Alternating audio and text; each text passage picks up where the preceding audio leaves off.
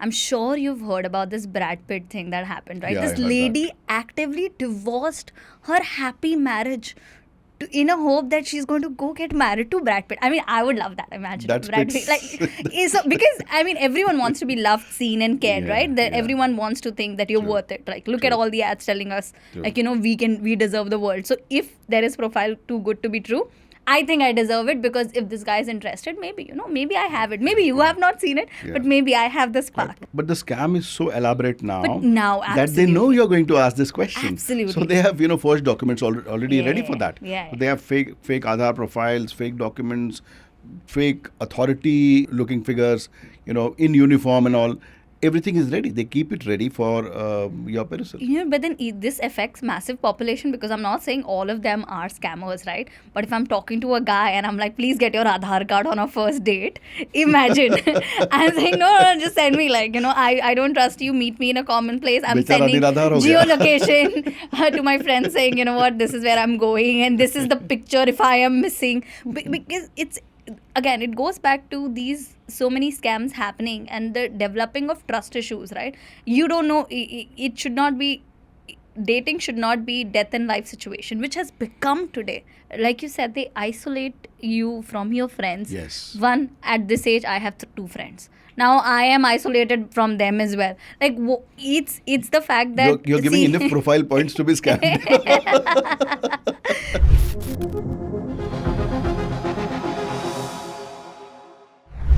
Welcome to Man vs. Scam. I'm Utkarshica, a cybersecurity professional for the past decade, and I have my co-host Brijesh Singh, someone who has practical real-life experience of handling cyber criminals. And I think this episode we need to change the name. Ah? It is woman versus scam, not man versus scam. That was personal. It is personal. What we are going to talk about is intensely and intimately personal. Sure. Love is in the air and Valentine's Day is coming. So we decided to uncover some of the romance scams that are happening across the world, and there's so much more coming. Here we go. So Valentine's is here. Yeah.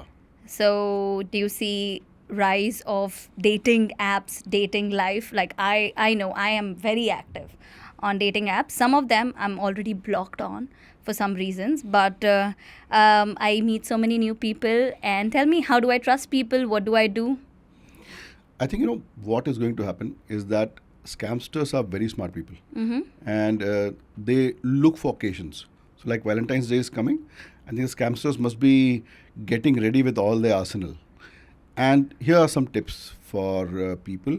And if this happens with them, if let's say people have been dating somebody whom they've never met for a long time, they are in an intense relationship, and if nearing to Valentine's Day, if they get a request for money on any pretext, that the person may say, I've been arrested by police and to bail out I need money, or the person may say that I've been hit by a truck or something and I've been admitted and I need money for surgery, or let's say the person ends up sending a very expensive gift or a diamond, and then you get calls from customs saying that you need to pay some processing fee because your gift is stuck here. These are telltale signs. It may be something called a romance scam.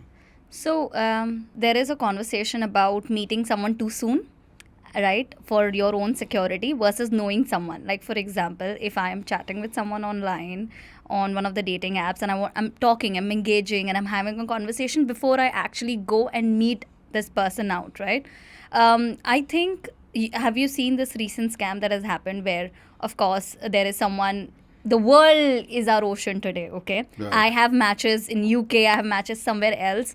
So it's so difficult to define. You're not going to meet someone from UK like tomorrow, right? You're going to take some time and understand this. Did you hear about the scam that happened where this lady from India was chatting with someone in the UK, and this guy claimed that he's sending her really fancy gifts, and she needs to pay the processing fee because he cannot, and she ended up losing few lakhs as a matter of fact. And honestly, this lady has been chatting with this guy for about over a month, and that's a long time to emotionally spend on someone. Yeah. To know, and considering there is a visual, like there is actual distance between two geographies, you're not going to meet them tomorrow. So how in that 1 month, what all she could have done to, recognize that maybe this is not where it should be, because one is emotionally invested there. Right. I think what happens typically in a romance scam is that the profiles are too good to be true. That it is, let's say, somebody who's been recently divorced, is naturally very good looking, placed at a location which is generally overseas. You'll get typically profiles like, oh, I'm a US Army sergeant who is returning from Afghanistan, or let's say I'm a dentist in UK. And these people then, after placing a very good profile, they would create an elaborate ruse with social media profiles also. So apart from dating apps, they would have profiles on social media which show them in work conditions, which show them to be happy, affluent, smart, good looking, doing well in life. And then they start this whole relationship thing where they ask you to move from the dating app immediately to a private app like a WhatsApp or a Telegram. And what starts after that is something called love bombing. And that they would start showering praises, they would be continuously in Who touch. doesn't like that? And that's the ruse, right? And that is how they get under your skin. And imagine that this chap is actually operating 20 things like this. So imagine this, that there's a chap who is pretending to be somebody here, pretending to be somebody the next moment. And this goes on for months. And after that, then they test you.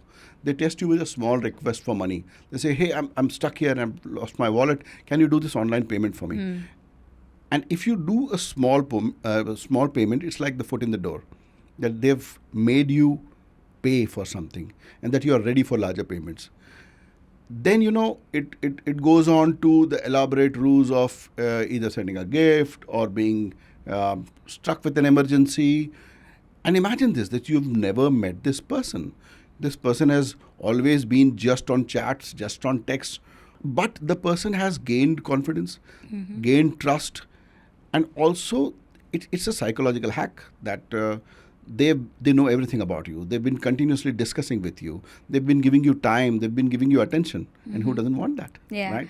So, I mean, you mentioned about chatting, right? But it's now beyond that. If you look at AI and deepfake technology, I'm sure you've heard about this Brad Pitt thing that happened, right? Yeah, I This heard lady that. actively divorced her happy marriage in a hope that she's going to go get married to Brad Pitt. I mean, I would love that. Imagine That's Brad Pitt. Because I mean, everyone wants to be loved, seen, and cared, Yeah, right? That yeah. everyone wants to think that you're True. worth it. Like, look at True. all the ads telling us, True. like, we deserve the world. So if there is profile too good to be true, I think I deserve it, because if this guy is interested, maybe, maybe I have it. Maybe you have not seen it, Yeah. but maybe I have the spark. possible. But Best wishes for that.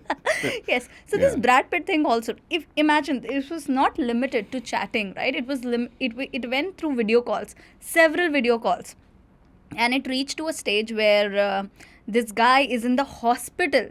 Brad Pitt is in the hospital and there's like proper setup and everything, right? And they are asking for money, and she's like, okay, you know what? And with a promise, this fake Brad Pitt is I think we should start actually. a second series of Oscars for these scamsters. It's interesting, right? actors. Like, imagine someone leaving their life, their real life, to be happy in their virtual life because someone's promising them that, you know what, I'm going to give you the world. And imagine him needing the money. Like, I mean, it has moved. The point is that it has moved beyond chatting. Right. It has moved beyond that. Someone on the video call now is telling you they love you, they see you, they care for you, and live interacting. That's a different kind of scam, isn't it?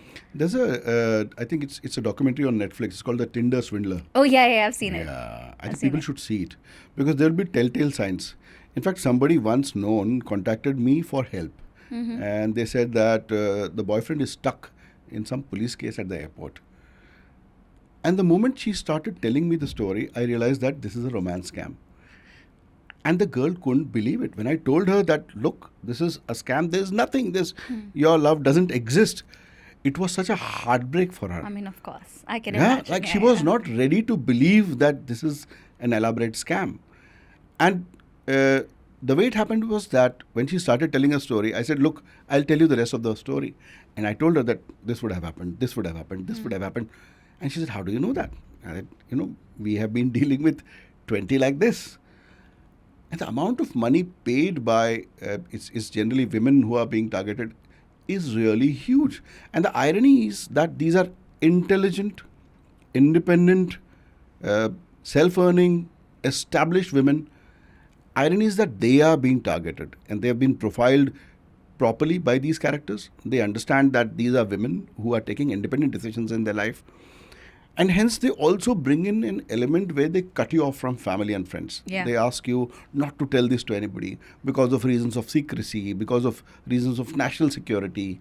And when it finally comes out that this is a scam, then the women generally are struck with such guilt and shame and a heartbreak that they find it difficult to report and they find it difficult to cope with also. I think it's not just guilt, shame, right? It's the fact that how could you be, like the description that you've given about this woman, strong, independent. One, I think it's a personal attack, but second, I think that it comes back to the fact that it's not just shame and guilt. It's not an attack, like, it's a warning. How can I be this stupid? I think it's self-blaming. A lot of it comes from self-blaming, that how could I not see it? True. I thought this was real love, and I thought this True. and I think it comes back to the fact that people who are the generation, right? I always say this, that 80s love, 90s love, whatever. It was simpler, but now there's so many options, so many people want to move from one to the other, looking for that excitement, right? But if you look at women, primarily still need that companion. It all comes back to targeting those. And it's not just women, right? There's so many men who are scammed. I'm sure you've seen the one in Delhi and Bombay with the restaurants, merging with these scammers and these ladies, women taking them for dates. And there is one drink is 5,000 rupees and they have this thing, right? It was elaborate scam. And if you look at the bills, they are anywhere upwards of 40,000-50,000 rupees for like 3-4 things, right? And they take you to a specific restaurant. That means the restaurant's always, of course, involved, but these people have met online. They're not friends, right? They've met online in that setup.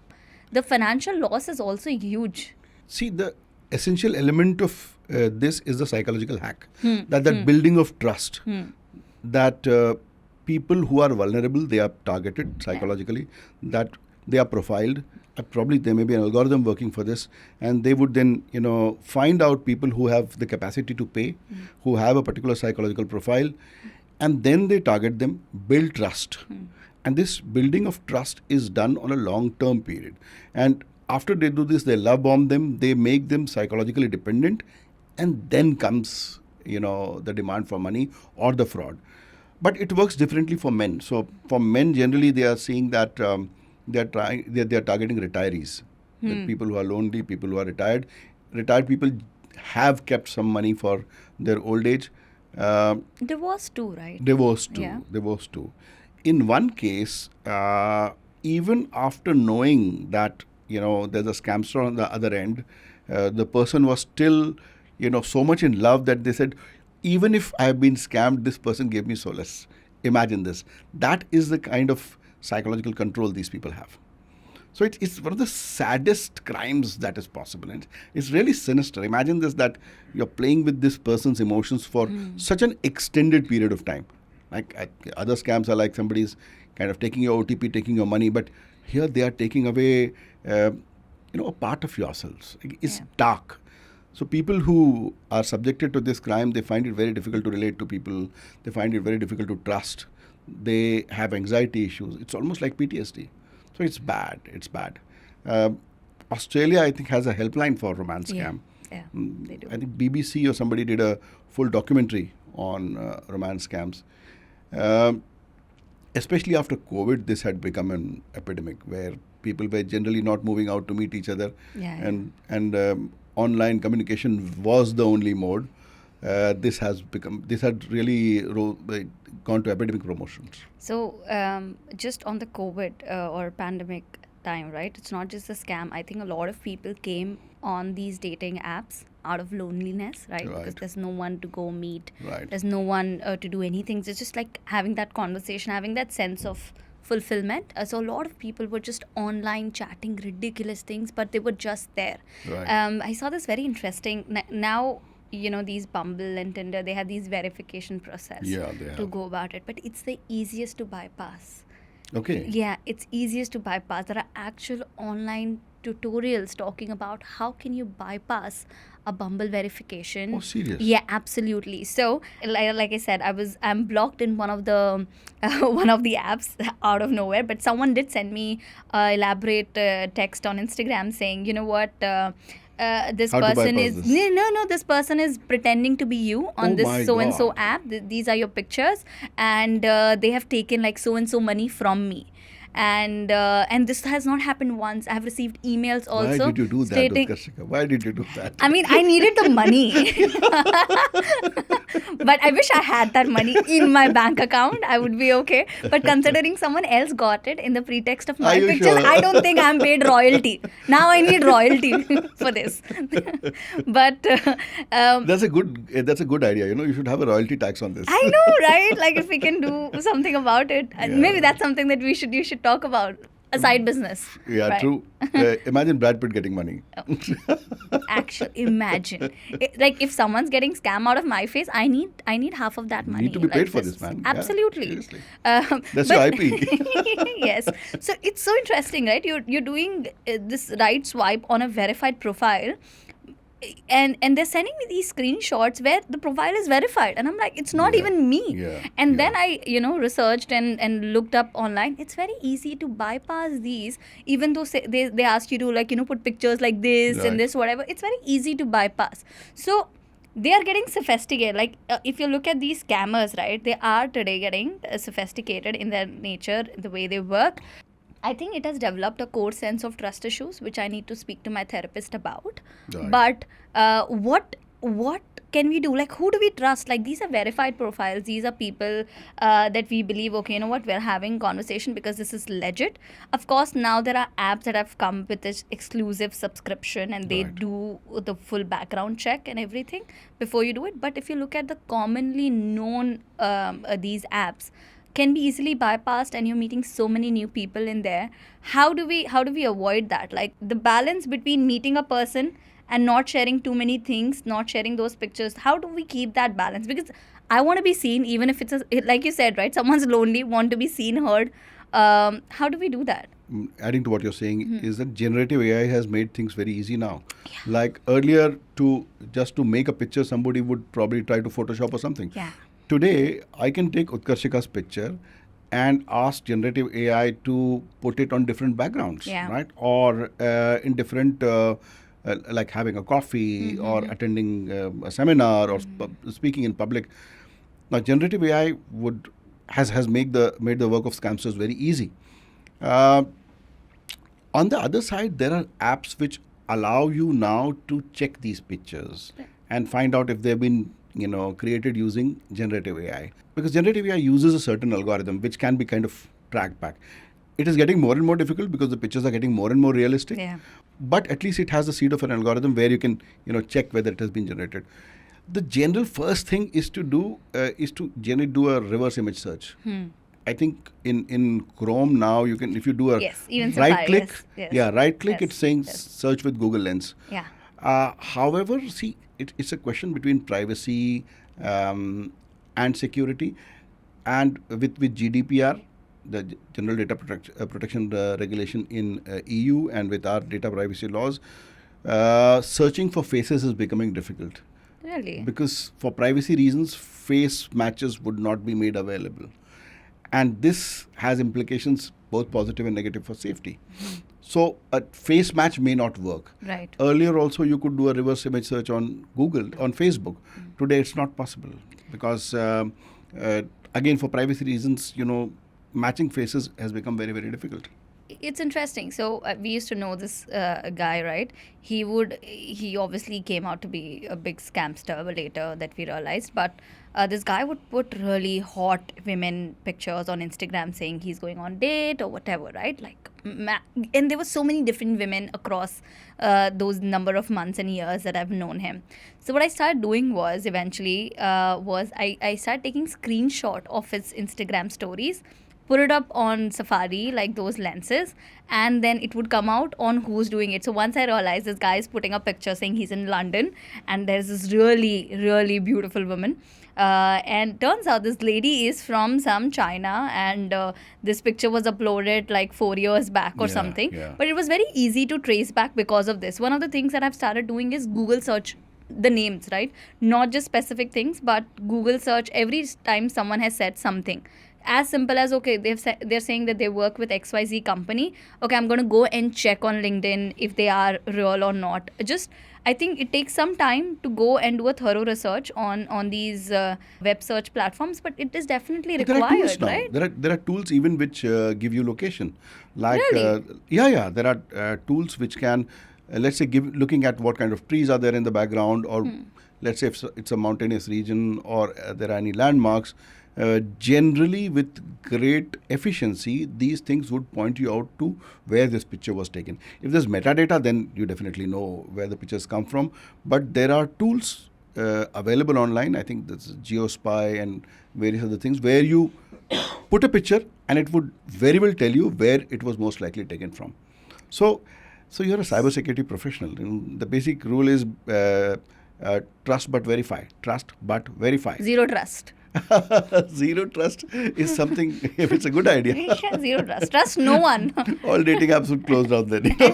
Yeah, I think the fact of cybersecurity in general should be trusting no one. In general, I agree. as I know it has developed a lot of sense of we being hyper vigilant, right? Hyper conscious about everything that we are doing. But I think when you're meeting someone online specifically, you got to start with no trust at all.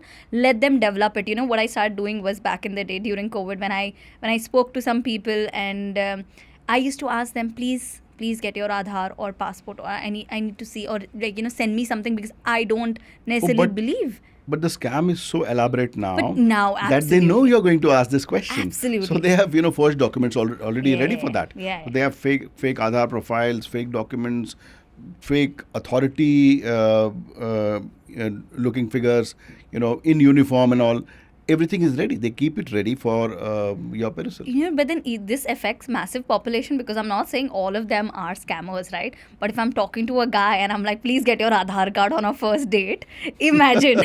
I'm saying, no, just send me, I don't trust you, meet me in a common place. I'm sending geolocation to my friends saying, what, this is where I'm going and this is the picture if I am missing. Because, again, it goes back to these so many scams happening and the developing of trust issues, right? You don't know, it should not be, dating should not be death and life situation, which has become today, right? It's not death and life situation, but now, considering we're meeting so many random people, so many online conversations, you don't know what goes out. If you remember, we were just talking about this lady who was scammed, again, met in UK, this guy is in UK and took all the money, processing fee, whatever. But then that guy also had her private pictures. So the scam did not stop after the processing fee, or once she realized this is scam, but it went into a blackmailing turnaround where this guy started blackmailing her, saying he will post the pictures. Now, have you seen those pictures where two guys or two girls are standing and they kiss each other? Yeah. Have you seen that? With AI, you can make them. Yeah. Imagine if my mom sees it.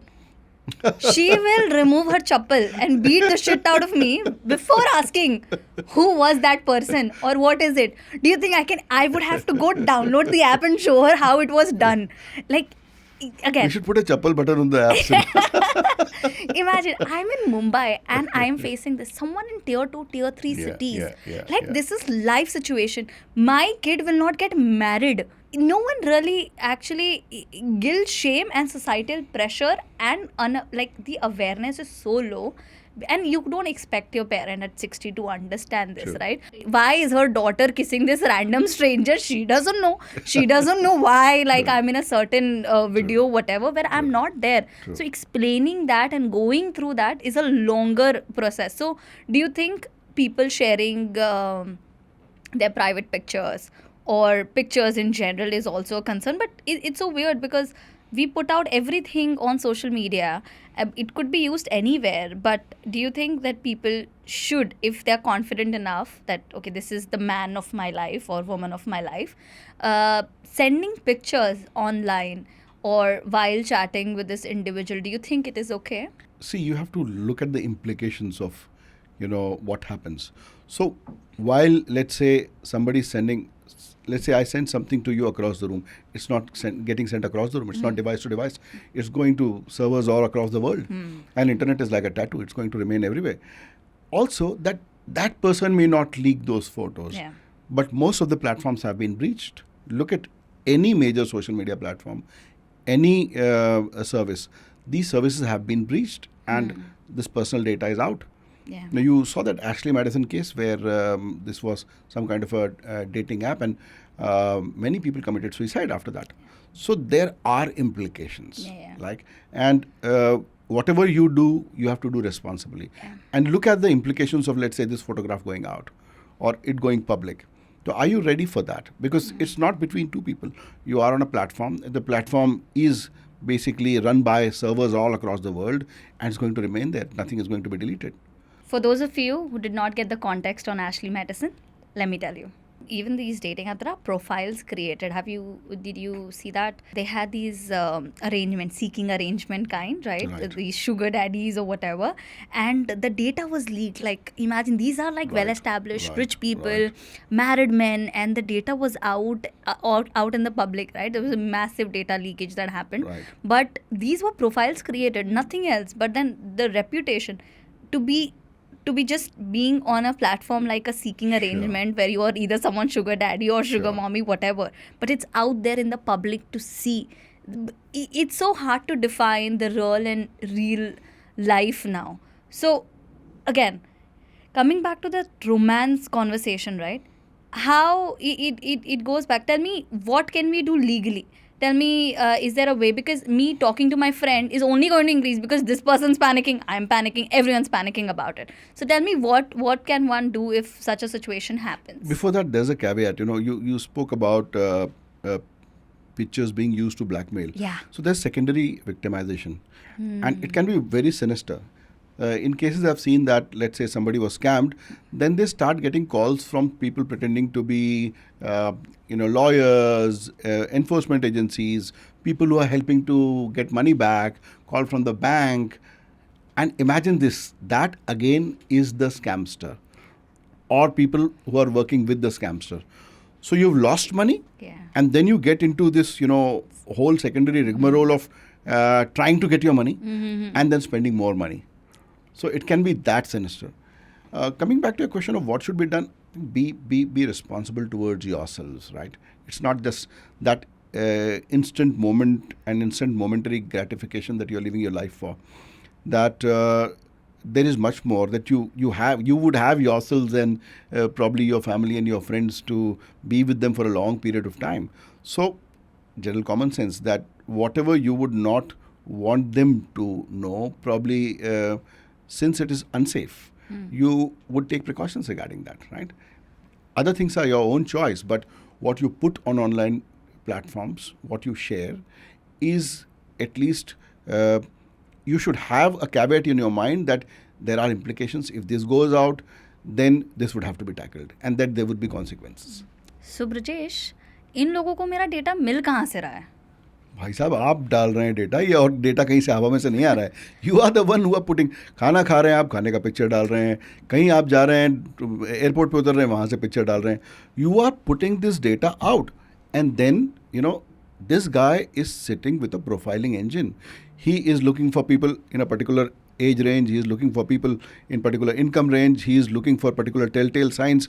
और आप वो जो सारे दुखड़े रो रहे हो उस पे about relationships and about wanting to be with somebody nice, they are catching that. These are signals and they can be profiled. See, Facebook started with something called a graph algorithm, where you could ask a single question saying that, okay, I want to know people who live in Bombay or Mumbai and have visited London and have this food preference and are in this income range. You can chain all this and ask.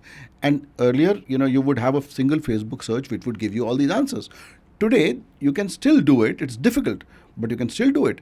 So on all these social media, platforms, or on a dating app, you actually put profiles. So these profiles are pointers. So these people collect a bunch of these profiles and then spray and pray that somebody replies, and somebody takes the bait.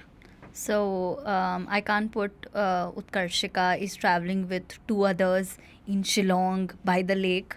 Like how will the world know? What are they missing out?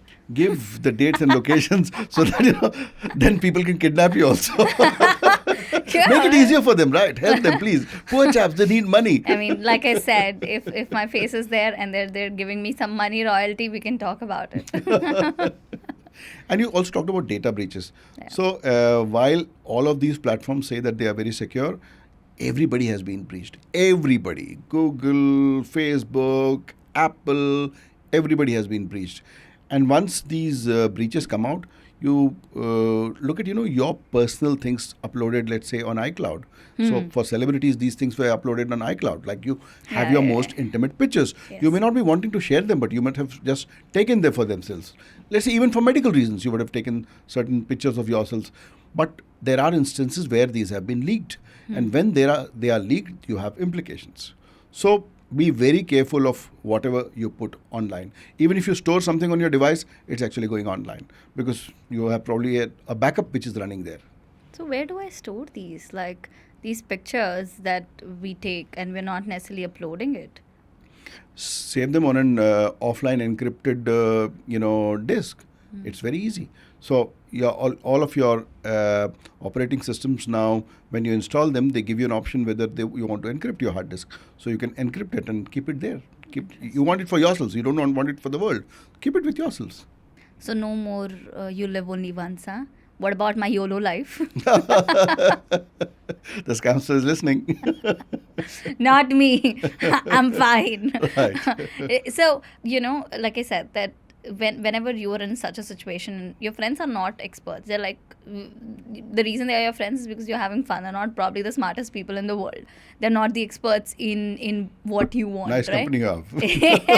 Thank you. I'll tell them. Thank you, friends. Are you listening? I'm not your friend.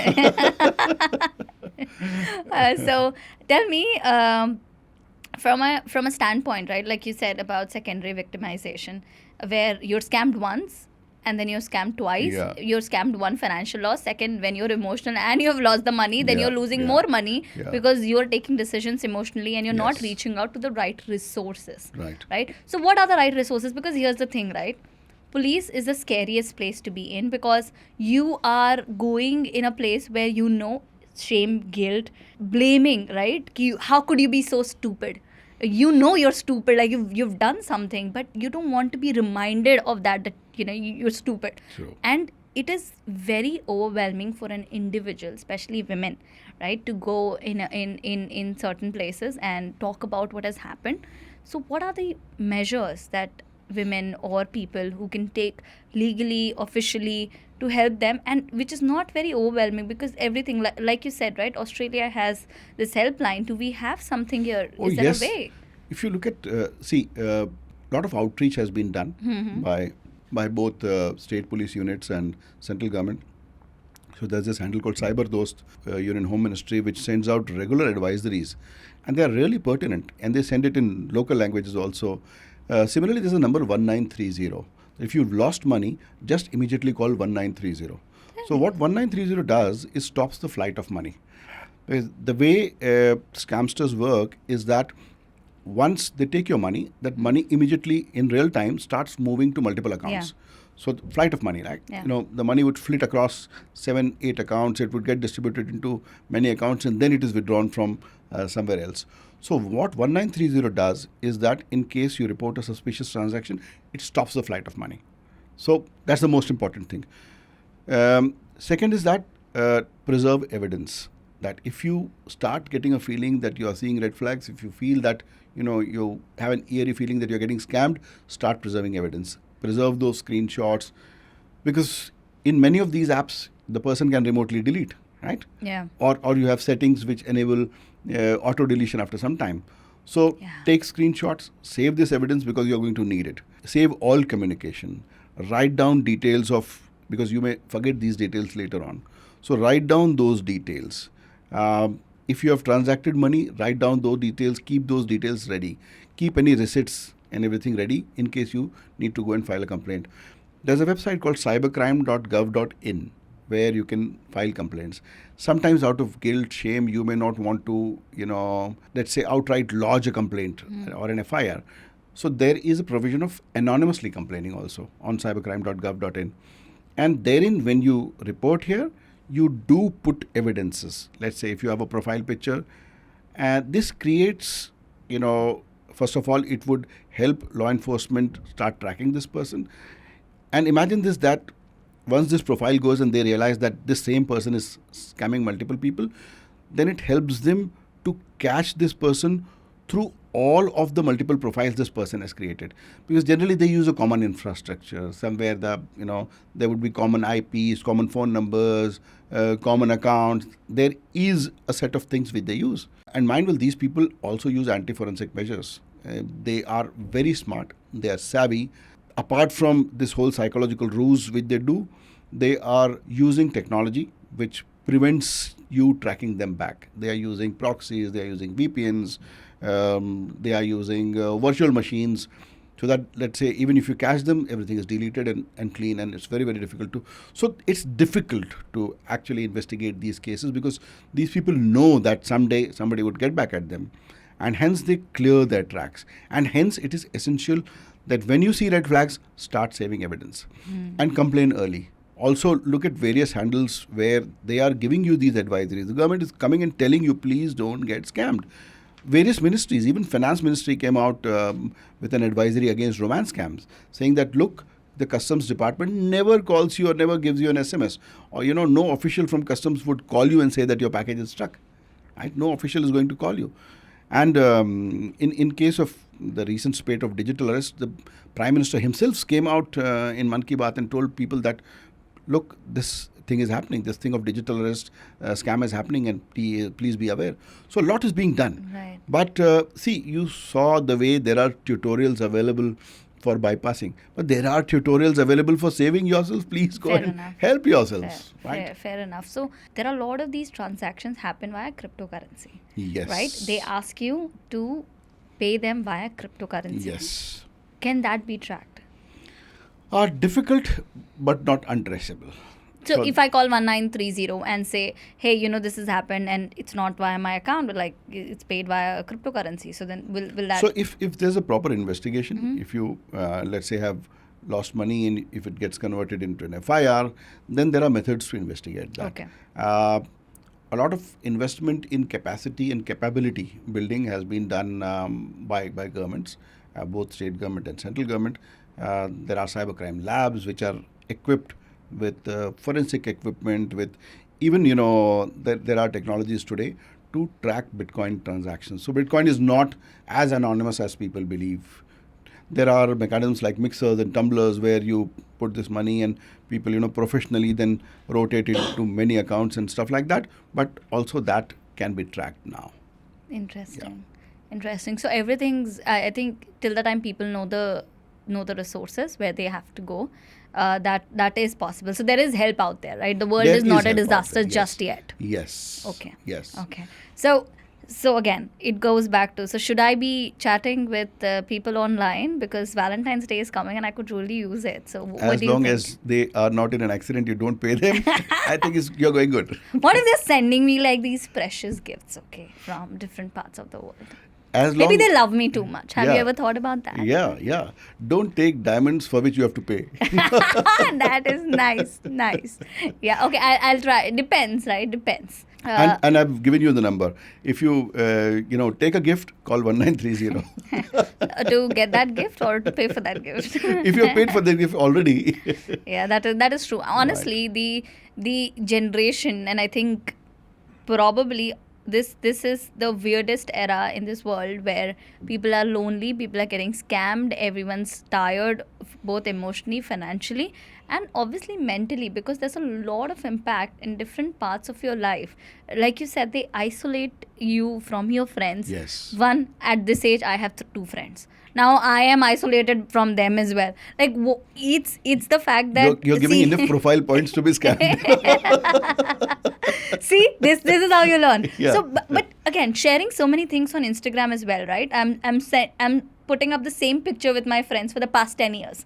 Same two people that you see, right? And people usually, again, profiling becomes much easier because of the amount of data that you put it on social media, right? It could be, if I don't know if you remember, but Facebook back in the day, you would put, who are you dating? Are you in a relationship? It's complicated. Or divorced, like, all those data points that you would You're feed giving in. out the signals. Please come scam me. Yeah, but then people thought that was your, way of saying I love you. Like, think about it. If someone puts Utkarshika is in a relationship with Amitabh Bachchan, okay, whoever, like, imagine everyone knows that, oh, I'm officially taken. You've arrived. Yeah, I have arrived in life and this is it, But a lot of people put out the data out of innocence. I don't think it comes that, oh my god, like, someone's profiled or whatever. It comes out of innocence. It comes out of the fact, like, when couples fight about that, oh, you are not posting me on Instagram. Right. Who are you hiding me from? Right. But the thing is that, again, a lot of these pictures, a lot of these things come of the fact that you want validation online, right? Wanting validation, wanting to be seen together, wanting to arrive, wanting to show that, this is where it is. But again, these apps, or I have seen not only just these apps, now Instagram has become a major dating place, right? People DM you and they ask you, and they're having these conversations. Now, whatever it leads to scam, the other one that is very popular these days is the marriage, the shadi.coms of the world, right? These ones where, it says that this person has seen your profile, sign up or pay whatever amount to see who has checked your profile, right? Not just that, like LinkedIn. But you get 30 days free, to be fair. I don't know if these apps also provide 30 days free or whatever. But if it's like LinkedIn for marriage. Now it is so common. I know people in the US are meeting. I hope people are not using LinkedIn for marriage. They are. I met someone in the US where they have planned the whole dating and decided to meet because they met on LinkedIn. But it's a perfect profile. LinkedIn is a beautiful way to profile someone. You exactly know what should be their pay scale. True. What are people saying about them? True. What are they posting? Which office are they working on? True. Where have they gone? What have they studied? What are their hobbies? Like, everything. It's the easiest way to profile. Like, even the rich husbands, guys. So, but like, whatever. I'm just saying. I think this, what you're saying makes sense, is that this having an awareness of kind of this adversarial thinking, that what must be happening if I post this. If at least this is thought of by people, then they would be careful about, giving out signals where they would be exploited. Yeah. So maybe having this adversarial sense that there is somebody out there who's looking for this information, and this information can be used against me. Now, these marriage websites or these apps, right? Most of them are, at least in India, are primarily run by their parents, right? Where they're seeing who's the potential, what is their package, everything, right? So in those scenarios also, there have been so many situations where this guy is probably married multiple times and has taken money, of course, in form of dowry or whatever, but has actually had multiple, I think he has had about 30 odd marriages, met these people on app, pretended to be like these idol groom, husband for the daughter. And all the time he was grooming other people. Yeah, but imagine, like, the scams are not just limited to these apps, but has gone into serious places where people actually find potential match for a lifetime. And it's mostly, if you look at it again, it goes back that I'm not working on my marriage profile. My parents are. They are putting and checking, okay, this guy is a perfect scenario, this guy is this, right? The scams on different layers even today exist from a different potential of romance. It's not just limited to dating relationships, but also has extended to marriages now, where people are pretending to be someone. And these are like very good cases, right? I don't think I would get scammed by someone who's a very low level, low grade job, but they're pretending to be a doctor, engineer, or someone very reputed who probably comes from a good background. They're not these bad profiles to look at. So doesn't this sound very similar to what in cybersecurity is called as a watering hole attack? is that they know where, like the way animals hunt when there's less water, is that they know that the deer would come to this watering hole, and then probably the tiger would wait for that. So similarly, the scamster is knowing that you are on this particular platform, that you have the capacity to pay, that you are looking for a long-term serious relationship, and they profile you, finding that you are vulnerable. Then they develop trust. I think the problem starts that, okay, all this can be legit till here, that there would be legit people for legit reasons here. I think as soon as the money angle comes, that's a serious red flag. That is the single largest takeaway that people should take from this. That if you haven't met anybody, don't pay. Don't pay unless and until you've actually met them. If you've met them, you know them. Verify. And there are various methods of verifying. If they say I'm in a hospital, call that hospital, right? Yeah. Find that hospital where it is. Make a call to that hospital. And how is it that this person doesn't have anybody else in life whom you can't call to, whom you can't, talk to? Because generally when people are in a relationship, there's always a web of people around them. There are friends, there are, colleagues, there are family members. Right.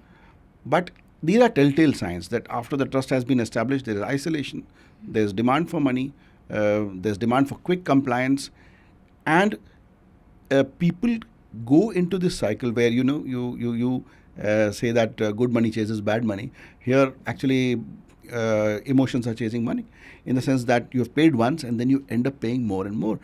I have met people who have actually sold their flats to pay to these scamsters. Like, it can be so sad. Yeah. So I know those. Yeah. So this is serious, and it needs attention, and I think it needs education. So while there are apps and we are stuck in this continuous dopamine cycle of excitement where you want to, live your life, be happy, be seen as famous and arrive. However, this has pitfalls, and when like driving, when you go on a highway, you should know the rules of the road, and the rules of the road are, please verify. And if you're really getting into a serious relationship, trusting somebody with your life and emotions, you need to verify and need to be doubly sure. So you mentioned about scammers only talking to one day, and I think we spoke about this. This scam went for 8 years. This lady met this guy on Facebook, and it used to happen very, I don't know, I used to go to cyber cafe, chat with someone, come back, you'd pay $10 for an hour, and you've decided 7 p.m. I'm going to be online. That is the generation, right? Mobiles have changed everything. Yeah, of course, but that is the generation where I have decided, okay, 7 p.m. I'm going to be in cyber cafe, and then we're going to chat on Facebook. I'm going to poke you and everything, right? So that's the whole thing. It was very cutesy. But if you look at it, there was this thing that happened, this lady, Indian, right? Asian lady, where the scam went for 8 years. Goodness. 8 long years. Goodness. But in that 8 years, she was not just talking to that guy. There was elaborate org chart. There was a family tree, okay? Proper family tree. Okay, talk to my best friend, talk to this. Oh, I'm in the hospital, talk to the doctor. The whole org chart was created for 8 damn years. This girl has never video called. This girl has never, met this guy. After 8 long years, she obviously realized it was a longer scheme of things, but it was not limited to one person. Like, if I'm telling you, oh, my best friend knows about you, sense of validation, right? My friend knows about you, oh, and they're teasing behind and they're talking to you. The link, right? The legitimate, the authenticity of it changes when you're not just one person. But I'm just saying that it also changes. It is not limited to one person. There's like 5 people deciding to scam. You become my Tau, you become someone else, and then you're just sharing these data points amongst each other, but and having that rare. conversation. If you, let's say, look at possibly 20 cases, you'd find that there's isolation, there's psychological dependence, and there's this creation of emergency demand for money, and this playbook of, being hit by something, being in hospital, being in police custody, being sick, needing money for clearance of a gift or something like that. So that the playbook is something which you should actually relate to your case. So for all those Valentines who are getting diamonds now, which are coming from UK from a doctor who's stranded and can't talk, please look at the playbook. And later on call 1930. Oh my God. I think Valentine's, and it's a peak season of giving you FOMO, right? That you're missing out in life. Sure. And I think these are the places where you meet someone. And I always say this, 2 weeks. Okay, give people 2 weeks when you meet online. That's all. If you see that there is either you're meeting that person after 2 weeks or you're not. That's a timeline in my head. Right? The scamster is ready to wait longer. No, but then I'm not, right? Because I'm like, after 2 weeks you got to meet me. This is not, and get your document Aadhaar card with yourself, and I have done that, and I'm not even sorry about it.